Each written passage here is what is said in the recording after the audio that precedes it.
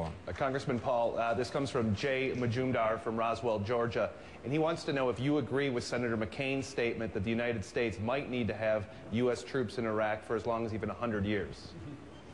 I don't even think they should have gone. So keeping them for 100 years, where's the money going to come from?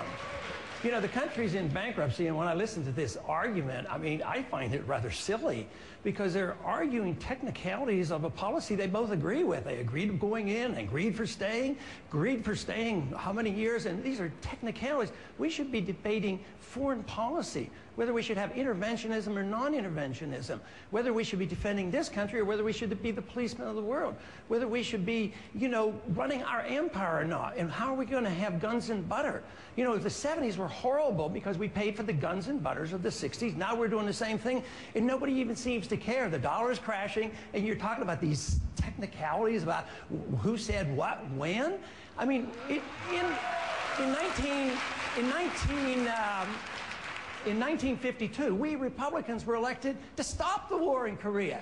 1968, we were elected to stop the war in Vietnam. And tragically, we didn't stop it very fast. 30,000 more men died. So when I talk about these long-term stays, I think, how many men are you willing to let die for this?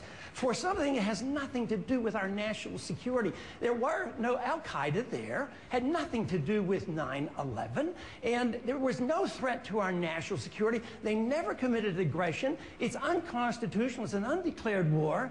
And we have these silly arguments going on about who said what when.